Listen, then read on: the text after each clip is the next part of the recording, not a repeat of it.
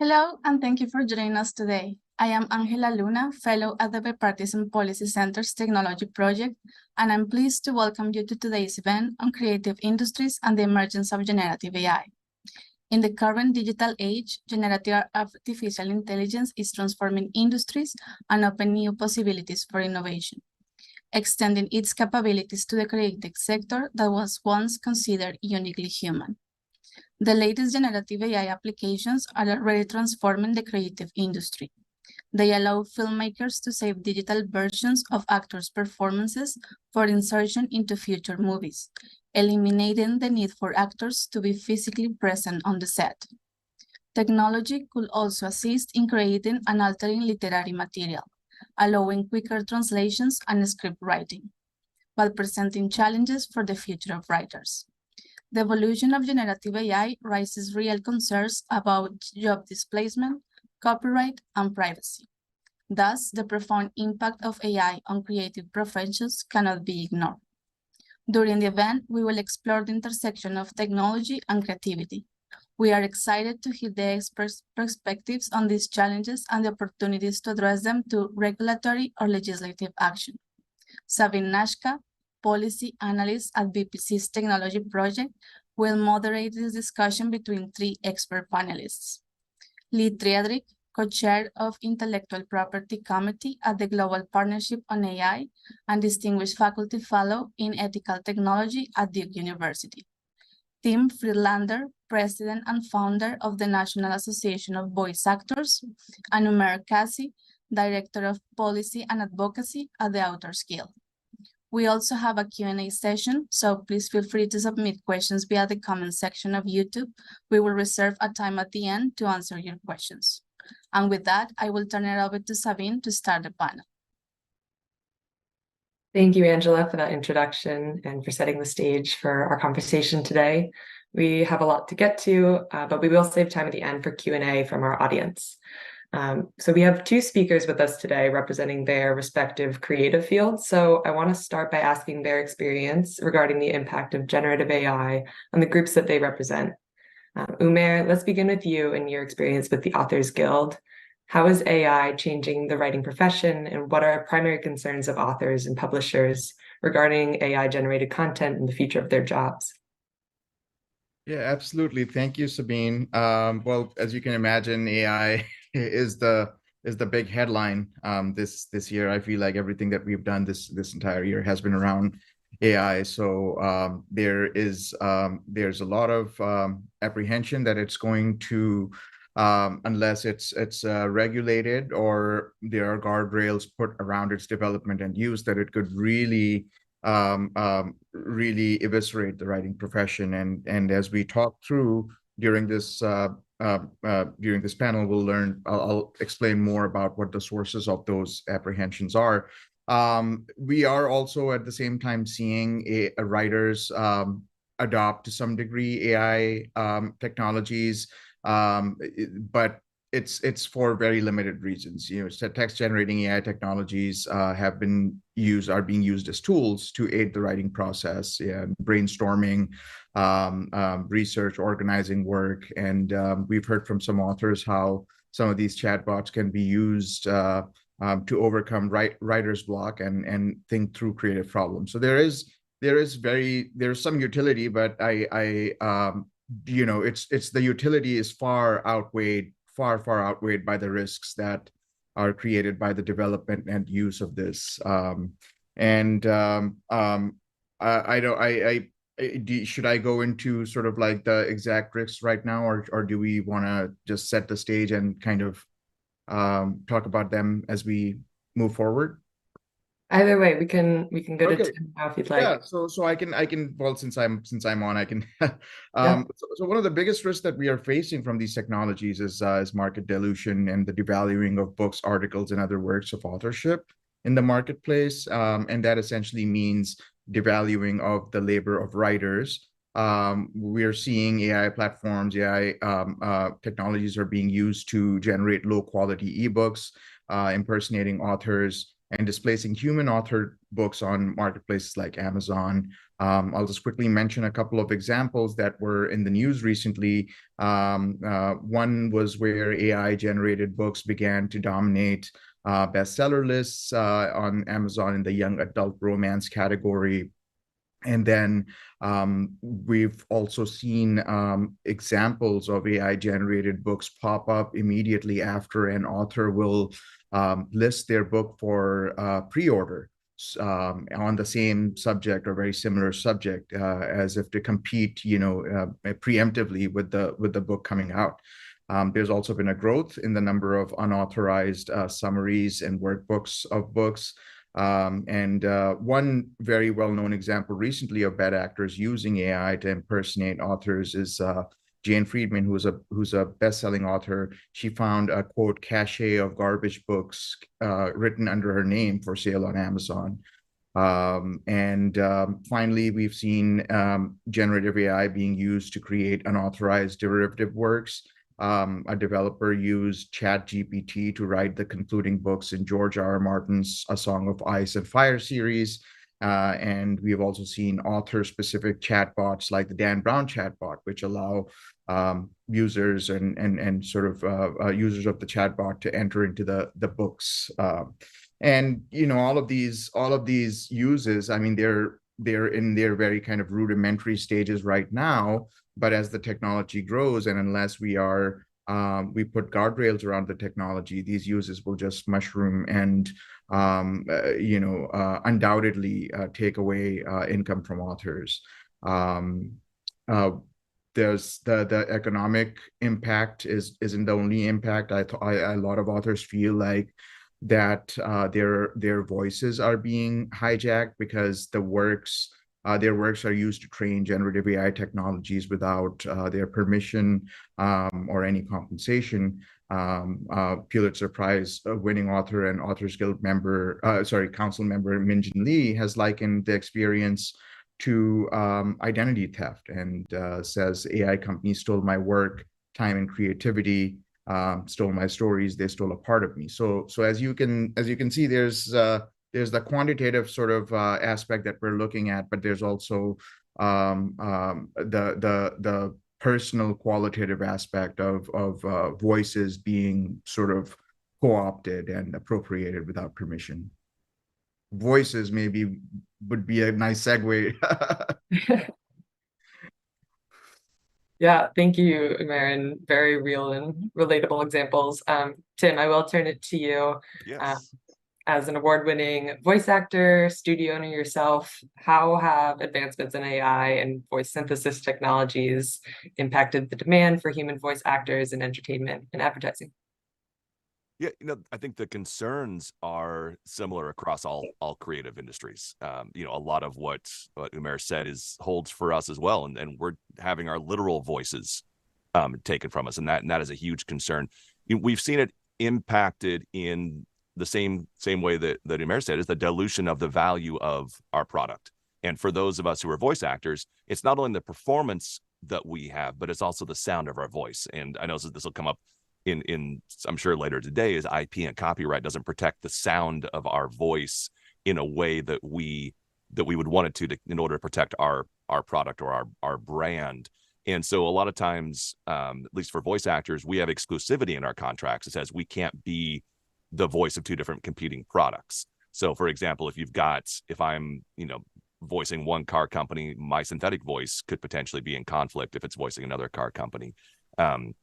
So we see those conflicts in potentially arising with a synthetic versus a human, where now you're competing not only against other humans, but now you have to compete against a synthetic or clone of your own voice. And one of the things that we're seeing in the voiceover industry specifically is that we're not seeing blended voices. We're not seeing voices that are different. We're seeing exact clones that sound like recognizable people that are being put out. So we're seeing and hearing recognizable versions of ourselves. Somebody would say, "Oh, hey, I'd heard you on this commercial," and the person will say, "Well, no, I never did that commercial, but it sounds just like you." "Oh, well, that's my voice that's doing that." And we don't have any way to track or monitor the usage of that sound of our voice. We're kind of in slightly uncharted territory in that aspect.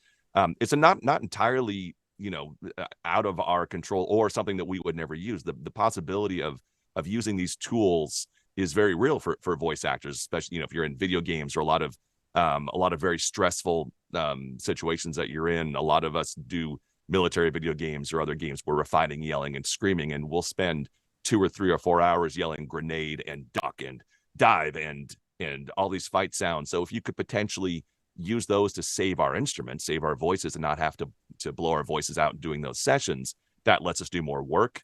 It lets us not have to take 2 or 3 days off after a stressful session, where we could potentially work multiple days in a row in a way that we wouldn't be able to potentially for pickups. You change a word in an audiobook that you're working on. Instead of having a voice actor come back in to pick up 1 or 2 words, which is not uncommon, you could, with permission, with consent and the control of the voice actor, place that pickup in using a synthetic version of their voice.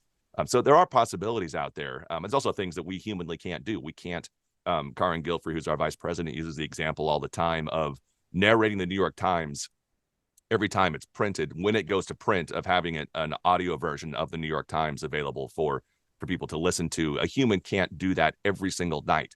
But if you were to license somebody's voice with the consent, the control, and the compensation of that voice actor, you could have then a human sounding narration of the New York Times or any large publication out there.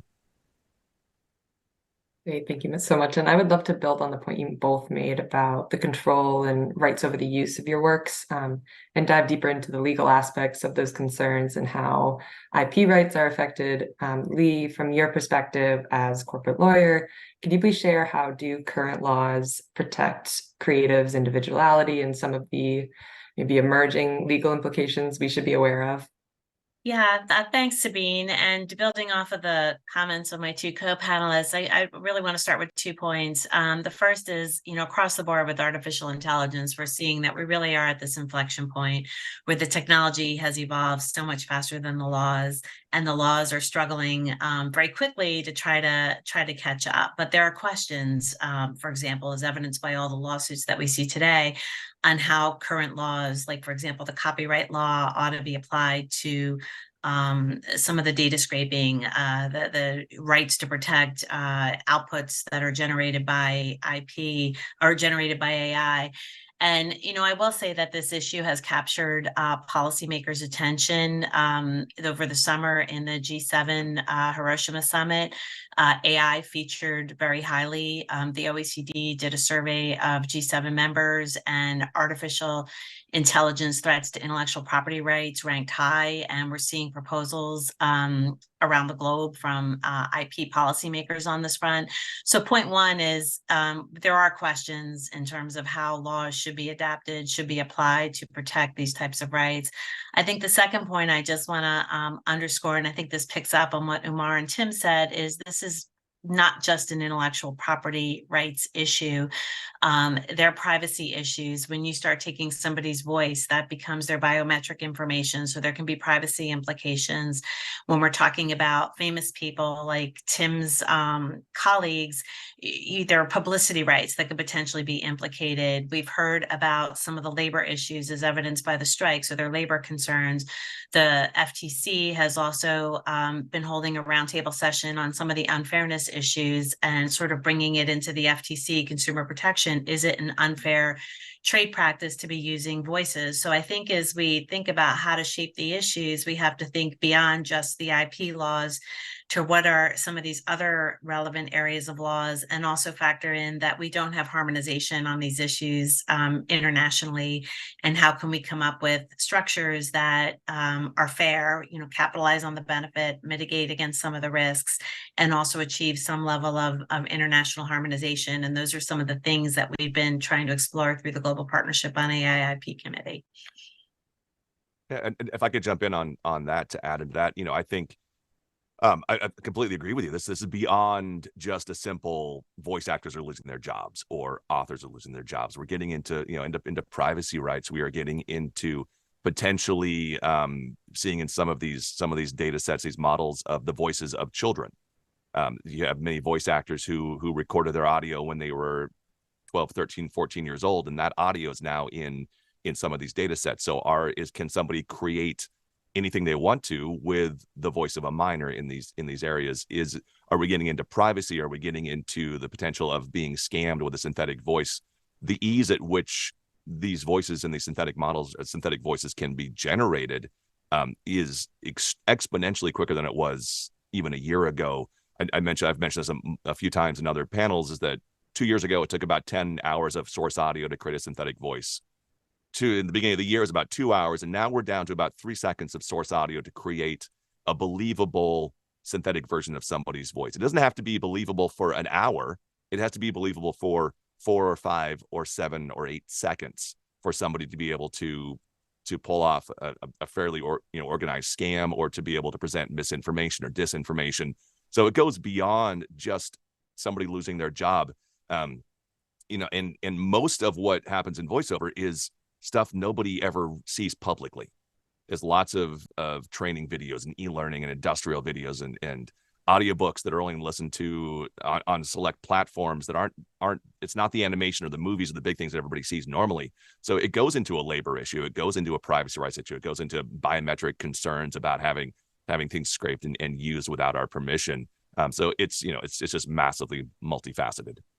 Yeah, and I'll just add to that and turn it back to Sabine. A few weeks ago, I was in Geneva, and we did a program at the University of Geneva with the OECD Global Partnership on AI. We had the Secretary General of the European Data Protection Supervisor there.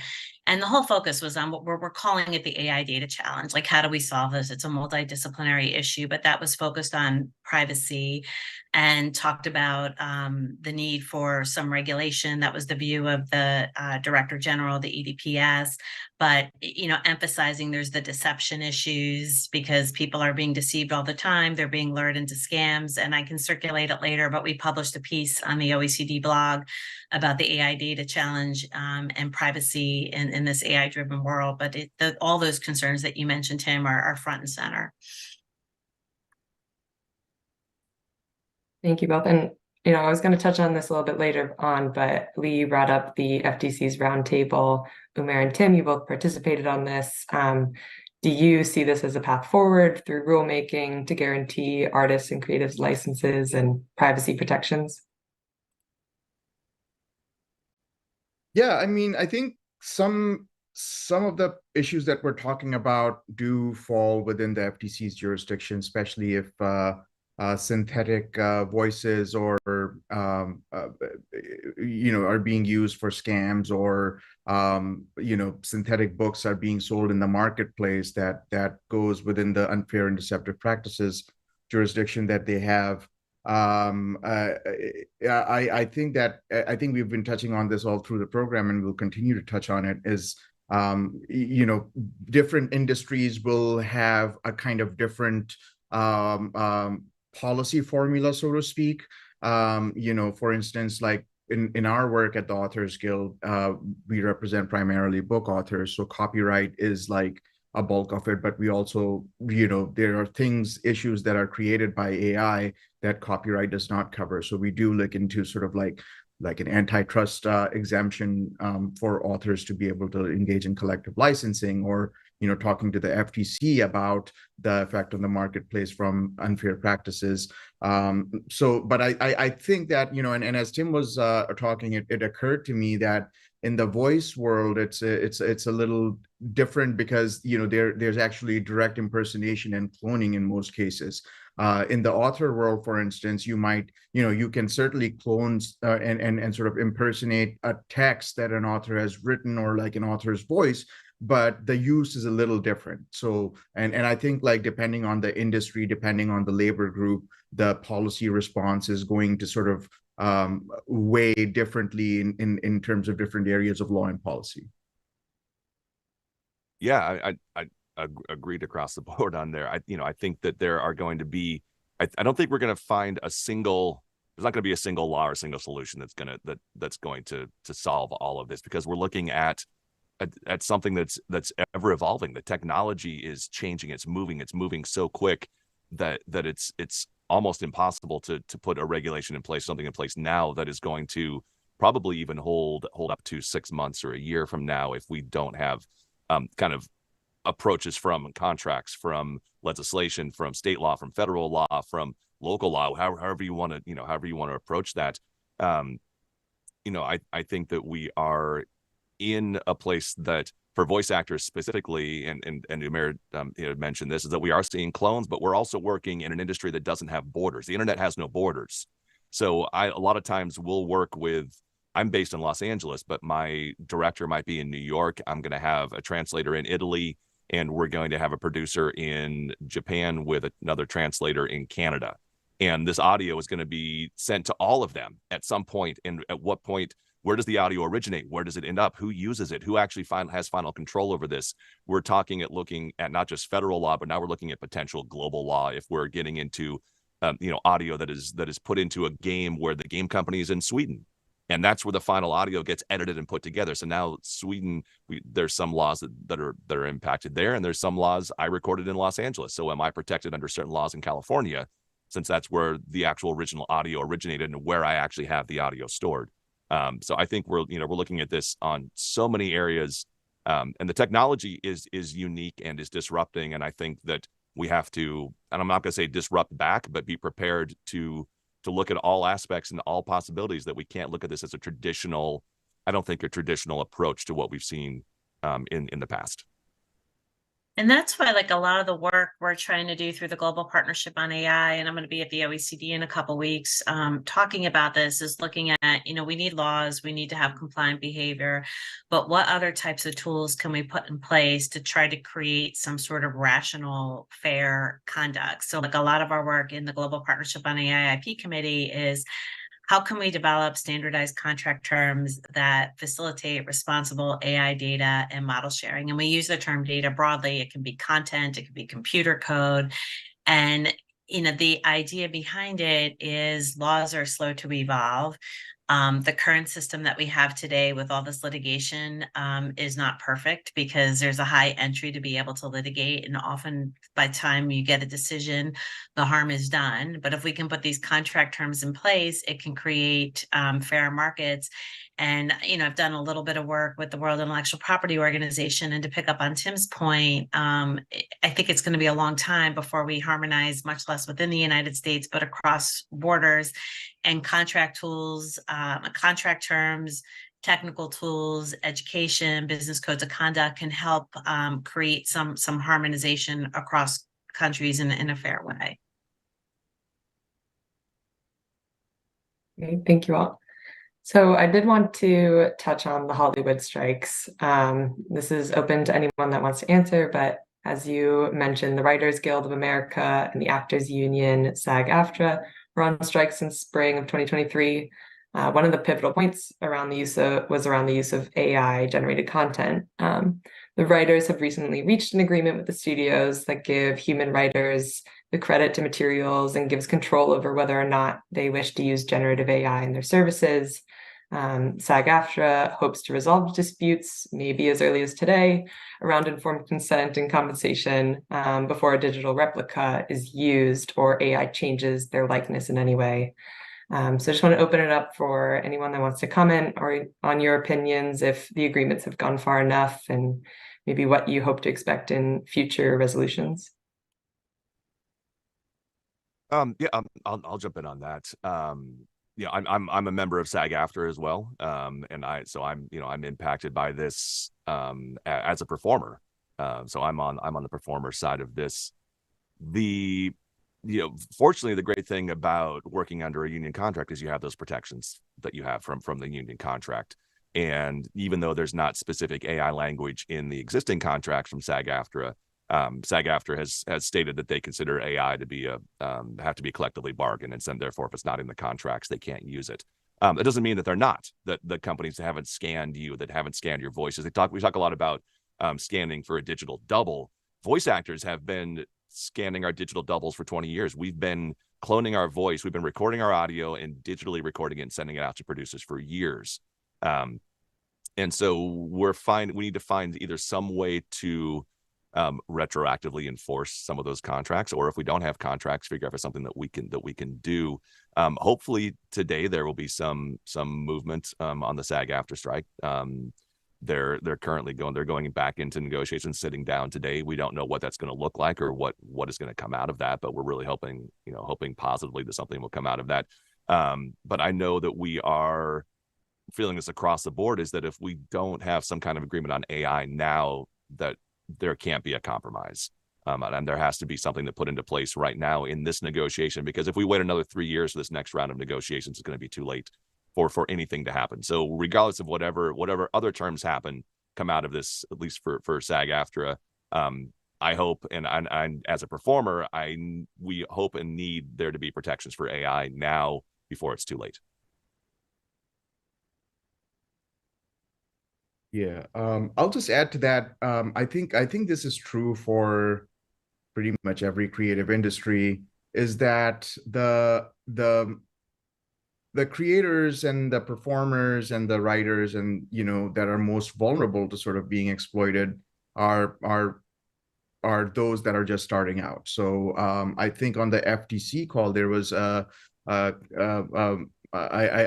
think Commissioner Bedoya mentioned this very stark example of background actors being sort of just taken to like a tent and having their bodies scanned for whatever $50 that they were getting paid. And I think in the writing world, it's also similar. When you're a writer starting out and you're working, say, for like a web publication, you're often given you're assigning copyright, so you're kind of cutting yourself off from any remedies you might have down the line. Or if you're a self-published writer, you're putting your work out there, you're on like fan sites, et cetera, and all of this material becomes sort of like the grist for AI training. So you might be a professional at a higher level of, you might be a famous actor or a famous writer and have some more protections built in. By no means like a completely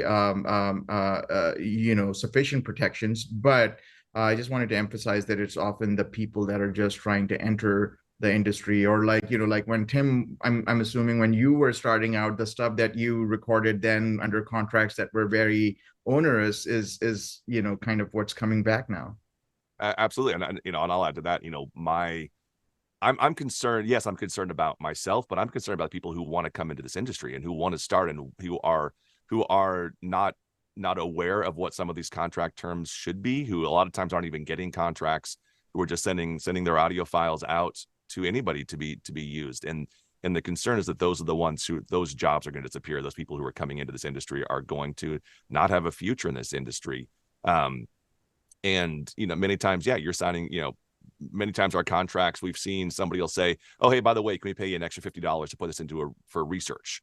Or can we pay you an extra $50 to put this into machine learning? And 2 years ago, 3 years ago, 5 years ago, that was like, sure, what harm is that going to cause us? I get paid a little bit extra money. I won't have to do any extra work. And I'm going to get, maybe potentially have this in a computer program. And now we're seeing that those things we've been working on and training for the last 10 years, 5 to 10 years, are coming back to replace us. And we're literally being replaced by our own voices, or have the potential in many cases to be replaced by our own voices. And these contracts that we signed, we are having discussions right now with people who are saying, my voice was taken and the contract I signed in 2012 allows that to happen. And I have no legal recourse to do anything about that. Yeah, I would just jump in and add a couple things. I mean, picking up on the points of particularly on the likeness, there was an article in the MIT Review that really did a fantastic job of explaining how exactly what you said. Young actors are going in, and for nominal amounts of money, they're basically giving away their likeness rights, and they really have no idea, and how this focused on a certain big tech company was profiting on that. But people want to understand the problem. I posted that article on LinkedIn. I think the other thing is this conversation, I think, underscores kind of the approach we're trying to take within GPay and some of the other organizations, is that contracts structured properly, standard contract terms that are balanced, do have a pathway of trying to resolve some of these issues even while we're in a very uncertain legal landscape. And that's why what we're trying to do is bring people together and say, how do we formulate these standard contract terms, trying to create an incubator where people can bring contract terms and get feedback. Because I think in the short run, that's going to be a big part of the solution. And hopefully as the contract terms develop, that will also inform policymakers on how the laws should ultimately be revised. And I think it's great that the FTC and other government agencies globally are paying so much attention to this issue and spotlighting it. Thank you. And I just want to take a quick second to remind the audience, submit questions on YouTube channel or using the hashtag BPC Live on Twitter. But I wanted to continue talking about some of the regulatory and legislative efforts we're watching, since we're getting into that. There have been several hearings and private forums in Capitol Hill to understand AI and the best path forward to governing its use. But there has been a lot of buzz right now that the most urgent issue is the one we're talking about today, and the immediate threat that AI poses to hundreds of thousands of careers. So I just wanted to talk on the recently introduced No Fakes Act, recently proposed by a group of bipartisan members, Senator Coons, Blackburn, Klobuchar, and Tillis. I don't know, Lee, if you wanted to touch on this or... Oh, you're unmuted right now. I think it's good that Congress is focusing on the issue. I mean, they put together a discussion draft to really get the issue to the forefront. And I think, the principles behind it are good, that we want to dissuade, prevent people from misappropriating people's likeness. And then two, thinking about the downstream liability for platforms. I think the devil's going to be in the detail in a lot of these types of things, and thinking through, like, how do we actually implement that in a way that's enforceable, that's going to provide appropriate speedy redress. And I would just encourage Congress to keep, thinking that through. Like, when you start putting thinking back to some of Tim's examples or Umair's examples, if you are the young actor who's trying to break in, how effective are those remedies going to be? Like, suppose it's somebody offshore who's a bad actor, who's misappropriating your voice. Is there really going to be a meaningful remedy under the statute to be able to go after them? How realistic is it to, the platforms, presumably with their content moderation, if they know that there are bad actors out there, are going to be pulling people down. So I think the question really is, what are the solutions? And I've also been a big fan that in addition to regulation, let's also try to incentivize good behavior. And what can we do to try to raise the bar and get people to behave in a way that's respectful of rights? Thank you, Lee. And Tim, you've talked about the AI Labeling Act before. Do you see this or recently introduced legislation as a tentative path forward? Yeah, I think anything is better than nothing. And maybe that's a dangerous approach, but I think currently we have nothing in there that's going to protect us. The Senate Bill 2619 that Kennedy and Schatz have introduced, that is an AI Labeling Act of 2023, and I think I'm a big advocate for consumers knowing what it is that they're interacting with, and I think we have the right to know if what we're ingesting is organic or synthetic food. And I think we have the same thing for organic and synthetic material that we are going to learn from. Is this information, is this thing that's teaching me and presenting me information, is it truthful? Is it factual? Do we know that it has been vetted and that the information we're receiving is real? And if we know that it's AI, then we, at least as a consumer, have some kind of ability to at least question that and understand that what we're seeing may not be completely accurate. I think the No Fakes Act is great. I know it's something that's been in the works for a while, and the SAG-AFTRA has been in discussions with that for quite a while. The biggest issue with that is the exemptions that are in place, and some of the exemptions that we're seeing as well in the EU, where research is a full exemption, and a lot of things are labeled as research, and then that research is sold to then another company as a product. And so we're trying to close those loopholes. A lot of voice actors work with companies overseas. You know, the most well-known one for voice actors is the Bev Standing TikTok lawsuit from about 2 years ago, where she had done a language learning, or had done a translation for a Chinese language company. And then that company turned around and sold that data to TikTok, and TikTok used her voice as the AI or synthetic voice of TikTok for a long time without her permission, even without her knowledge. So this audio that goes through, as I mentioned earlier, it can go through 4 or 5 or 10 different countries and all these different jurisdictions and locations, and end up somewhere, not necessarily, you know, on purpose or to try and harm somebody, but just purely we needed some data and we bought the data, and my voice happened to be in that data. So, you know, I think transparency is going to be a huge issue. That's something that we're really pushing for, is transparency, to know what is in there. Transparency, which is important for the consumer and for the people who have their content in these data sets. I could just build on Tim's good points. I mean, I think one of, you know, a lot of what he said kind of underscores something else that we've been very strong about, that we need to focus on developing the technical solutions. It's not just the contract terms.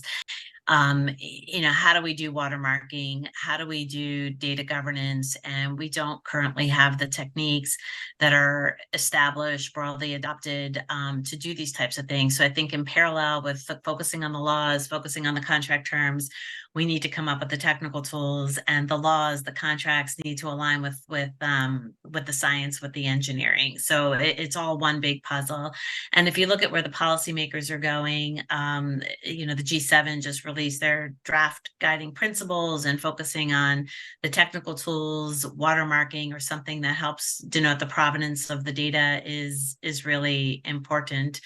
And, you know, I think doing that will help make some of these solutions, whether they're legislative, whether it's contractual, a lot more easy to implement. I'm just going to add one point to that, because, you know, going to the earlier point I made about like the kind of similar but distinct landscapes that some of the creative industries are for large language models. What we see is, you know, I mean, the text is scraped from the internet, and it's like it's you know, hundreds of, you know, billions of words. But there is also a specific type of training that most, you know, prominent large language models go through, that involves data sets of books. And these books have been acquired from pirate data sets. So the most prominent example, there was a big Atlantic article about it, was an open source data set called Books3 that was part of the Pile, which is an open source a language a learning data set that had around 200,000 books. And but, you know, and we know from the training information that some of the AI companies like Meta have made public about how they trained the Llama model, for instance, that this data was used in the model. But we also don't know what where other companies are getting their books from, and there is no, you know, there's no established licensing a pathway for that, a supply chain. So I think the generative AI, I mean, I think for each industry, the supply chain might look different. In some cases, for instance, I imagine for voice actors or other sort of performance type industries, there is a big contract issue where like the companies that they are sort of working for, maybe the ones sort of like packaging and licensing that data. In other situations, like with large language models, it is the AI developers that are putting together the data sets, or, you know, independent researchers putting together data sets that the AI developers then use. And I think data laundering, which Tim mentioned early on, or I forget if Tim or Lee mentioned, where a data set or an initial model training is done under like a research or nonprofit guise, and then that becomes that technology is then transferred to like a corporation. I think that the scale at which AI is being developed, I'm not sure how much of it can happen in research institutions now, just because like it's such a commercial technology. You know, but initially, at least like in the language model world, I can tell you that's how it started, is that they were sort of narrow experiments on getting machines to do certain language tasks that then get acquired, or sort of like there's like a OpenAI was nonprofit, but now has like a almost 49% stake by Microsoft. So I mean, all of these, I think it does go to the copyright, the ethos of the copyright exception or limitation on exclusive rights for research. But there's no clear boundary between where research stops and where a commercial product is being developed. If I could jump into, sorry, go ahead, Lee. No, go ahead, Tim, then I'll jump in. This just dawned on me. I don't know why I've never thought about this, but like the voice actors are literally the voices of the author's books, right? We're doing the audio books, and this is where maybe Lee, this will branch into the contract stuff. Is that we as a voice actor sign over our rights to that recorded audio to the author of that book, and if the author doesn't know what the dangers are for the voice actor, the author could then be signing something that is dangerous to the voice actor. And we found that, last year with some of the Apple audiobooks, that they were trained that the contracts, the voice actor signed a certain contract, but then the author signed a different contract that gave away the rights to that audio. And if the authors aren't aware of what that means, they're just going to see, voice in their contract and not be concerned about it. The same thing with voice actors. If we're going to record something that is not our stuff to record, or do we have the rights to record this? We need to be aware of what the author's contracts are, and the authors need to be aware of what the voice actor's contracts are, and what those certain things mean to each other. If we're going to sign a contract that gives away the rights to somebody else's work, even inadvertently, we need to be aware of what that means.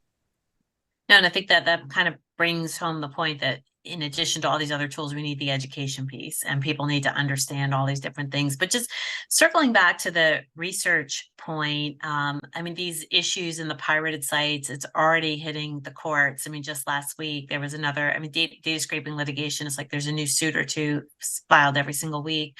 But I thought what was interesting last week was Ethereal AI was named as one of the defendants in the lawsuit, and they actually have on their website the Pile database with all the books. And it's interesting because they position themselves, if you look at their website, as a nonprofit, supposedly helping research, although I did notice that the CEO of Stability AI is on their board. So, it raises the question of, to what degree should these activities be permitted? And it really kind of sharpens the point on what is research, what should be considered research, because the lawsuit also alleges that through this website of this nonprofit, you had several big tech generative AI algorithms that were trained on the data. But, the flip side of it is that part of what policymakers want to do is encourage competition. And that is, enabling research. I'm at an academic institution to let my colleagues in the engineering school and the comp sci department develop. So we want to encourage that. We want to encourage innovation and competition. So, how do we structure research exceptions that are fair to the rights holders, that don't unnecessarily hinder innovation? I mean, they're hard questions. And I think that's where we all collectively need to roll up our sleeves and try to figure out what are solutions. And I'm a big fan that, I think at the end of the day, contracts are going to be a part of this, along with the technical tools to help put the gates in place, because we don't want to end up in court enforcing contracts all the time, because that's not going to necessarily be the solution. Thanks. And I just want to share an audience question that gets to some of this. So someone wrote, given that many models are generated by small groups, not companies, and the compelling nature of the technology, is there consideration for the possibility that the public may simply ignore or reject restrictions similar to the state of the music industry in the early 2000s? I can start answering that. I'm not sure if it's true that many models are developed by independent or smaller companies. I mean, there's the distinction to be made between like large foundational models and specific fine-tuning models. So a large foundational general purpose model like GPT or and a very large image model will be able to do many things. I mean, it can be integrated into a sort of coding workflow. It can be used to build apps on, and it's multi-purpose. Whereas like a smaller model, which you might be able to train on a consumer device, like I think we have to take into account the computing power it takes to train a large foundational model. It's industrial scale at this point. It might change, but not only is the data requirement huge, but the GPU or the computing power also huge. So yeah, I mean, I'm not sure. Like, I think if my sense is, if you can spend millions or hundreds of millions of dollars or billions of dollars in developing a technology, you can certainly do it the right way and pay the creators whose works you're using. And to the extent that a small company is developing a model, I think the parameters would shift similarly. The model might be limited. Yeah. So I'm just not seeing the equivalence immediately. I'll jump in on add this as well. I come out of the music industry. I'm a musician, and one of the reasons why I am here in this discussion is because I saw the devastation that happened in the 2000s. I personally moved to Los Angeles in 2002 to be a professional musician as the industry was being decimated and destroyed. So I've seen this firsthand when we don't do anything. And I think at that point, the consumer tide and the desire to have all this free music. And I was somebody who freely used a lot of this stuff without any consideration about what that meant to be downloading hundreds of files off LimeWire and Napster and all these other places in that time period.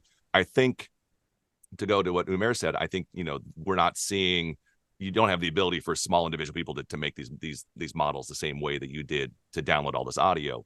But the fact that we saw that, I hope that we're going to see the danger and the damage that happened then and not make that same mistake now in this next wave of new technology. I hope, and I think having these discussions, the fact that we're having this discussion and we're on these panels, this didn't exist. This wasn't happening in late 90s, early 2000s, where people were concerned about this the way that they are now. It was a very singular record industry versus the people.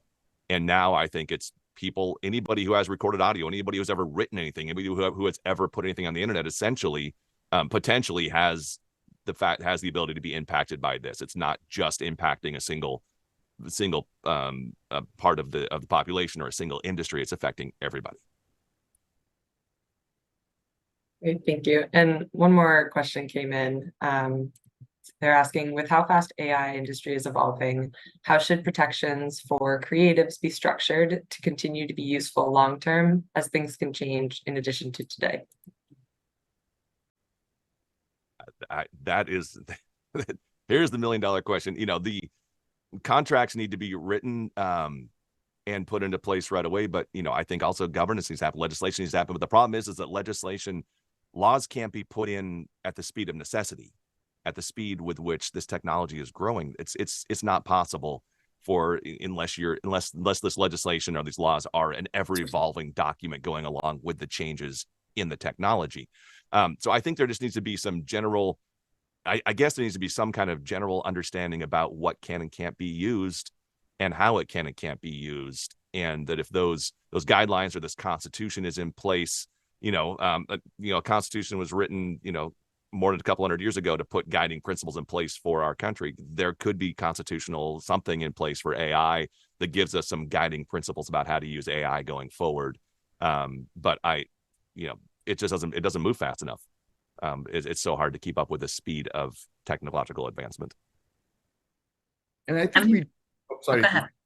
Well, I was just going to very quickly mention, I think that the creative industries, I think we have sort of like settled on some guiding principles. I would, consent, credit, and I think consent, compensation, and the C changes. We say credit, but I think I've heard you say something else, which was seemed more. Yeah. We say control. We have control in place. Control in place of credit. That makes sense. Yeah. Sorry, Lee. Go ahead. Yeah, I think sort of zooming back out, as I said before, I mean, data content can cover a myriad of different types of information. I mean, here we've got authors, we've got voiceover, that there's computer code, there's all different types of content out there, and they're all different types of use cases. I mean, what we're talking about here is emulating somebody's voice or doing something that is written in the style of, or may take huge copies, portions of it. And those scenarios are different than, like, let's say, using scientific data that may not be copyrightable.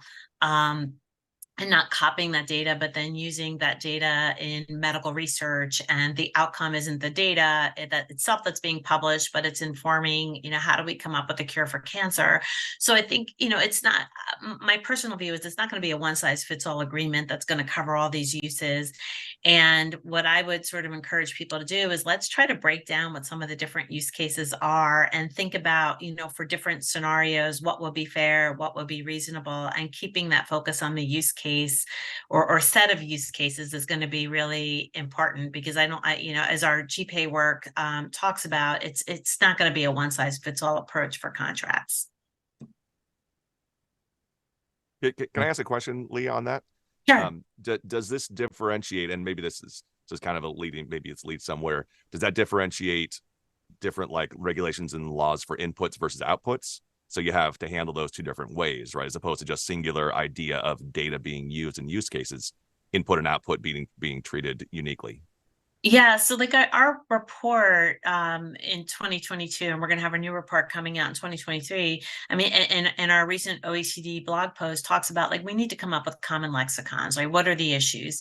And we've got the issues on the input side, which deals with the data scraping in some cases, or Tim, Umar, some of what you were saying is people signed these contracts years ago with no idea of how this could potentially be used. So that's kind of dealing with the input side, and what rights, if any, have you given away? How should you be compensated for the rights on the input? But then you also have the output side that, the data is often being used to produce lots of different types of outputs. We are training an AI model, and that in and of itself has a set of rights associated with it. The output is then, or the model is then producing different outputs. In some cases, the outputs may resemble the inputs. In other cases, they may not resemble the inputs. And ideally, you'd have contract terms that would deal with all these different allocations of rights, because we've been focusing mostly on the input side. But, the law is really unclear on the output side. I think most jurisdictions agree that if an output is generated solely by AI, most countries won't recognize ownership of that. But then, the Copyright Office keeps asking, well, how much human input is needed in order to get ownership? So ideally, you'd have contracts that would allocate rights as needed on both sides, the input, the output side, and try to come up with clear definitions so we all understand what we're talking about, which would then make using these contract terms very efficient, and coupling that with education. So when somebody signs, they understand what rights they're giving away.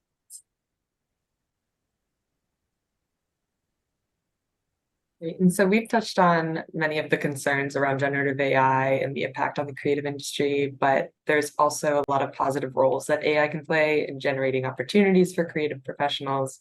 Would you all mind trying to dive into some of those examples of how, in an ideal scenario, AI can improve the works of actors, writers, artists?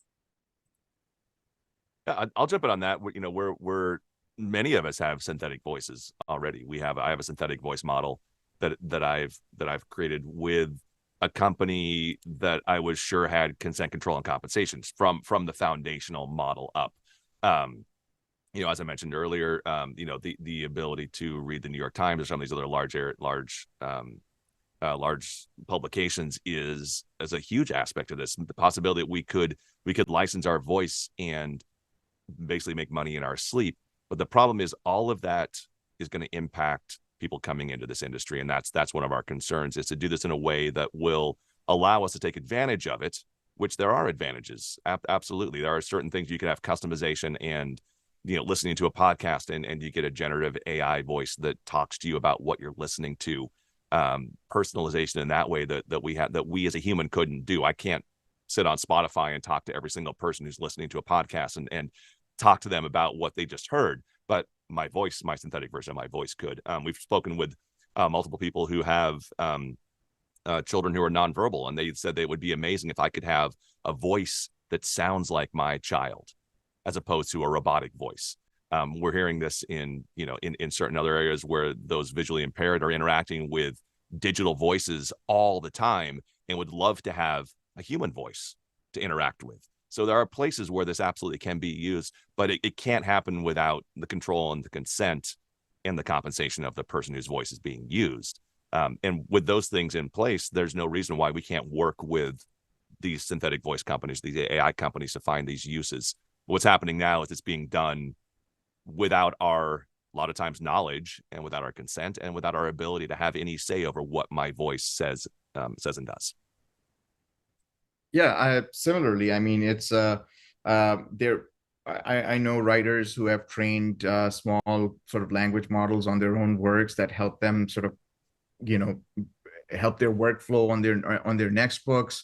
I think that there are benefits, and I think, I was, as we were talking about Napster, I was also kind of thinking that Napster responded to a sort of new technological landscape where you would have like MP3 players, but also like a new market, a new type of consumption of music, and that whole scenario could have played out in a way which did not devastate the music industry, where it could have played out in a way where the end goal of streaming was sort of reached in a way where our artists were also benefited. And the same with, I mean, I feel like all of our industries, every time there is, I mean, AI is by far, I think, the biggest and most disruptive technological shift that we've seen, but I think that we could probably also learn from our instincts of dealing with previous technological shifts, like ebooks in the writing world, for instance. And what we need to be doing is not necessarily to say, well, I mean, this doesn't, and that's not what we're saying. That this doesn't work, or what we're trying to say is, let's make it efficient, let's make it equitable. It doesn't have to sort of exploit and completely put into the corner, possibly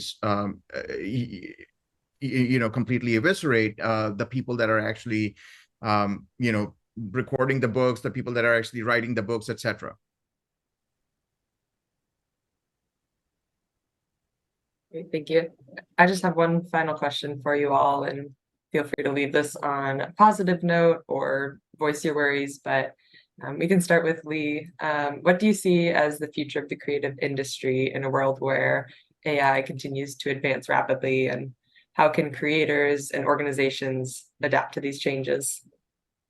Yeah, I mean, look, I don't have all the answers, but at the end of the day, I'm an optimist, because I'm a believer in, I think human ingenuity, human creativity is something we want to preserve. And, right now, I don't think the computers come close to that. And if you look at where the policy discussions are going, it's all about human-centric AI.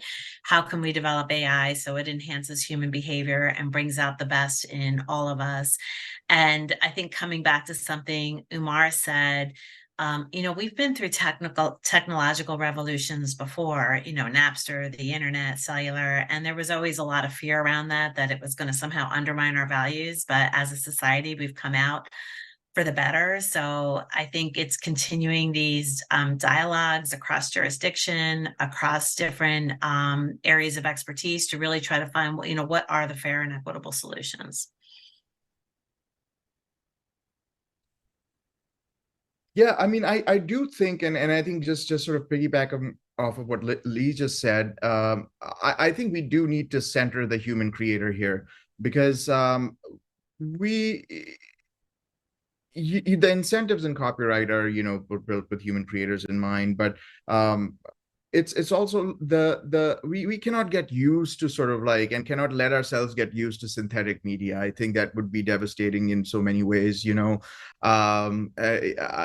It's just an example. The other day, someone posted like AI generated images from World War II, and I was just like, huh, that's interesting. I mean, it's sort of like recreating the war in some ways, but at the same time, like, it has such a different quality from like a documentary film or like a newsreel from the time. So there's something that we risk, historically, I think, even like in terms of our values, when we allow ourselves to be completely sort of accustomed and acclimated to synthetic content. So I do think that AI should be treated as a tool for aiding human creativity and centering the human creators. Yeah, and I'll add to this, disruptive technology has been around forever. The player piano was disruptive technology. Sheet music was disruptive technology. But we are now at the first time where that disruptive technology is actually clones of ourselves.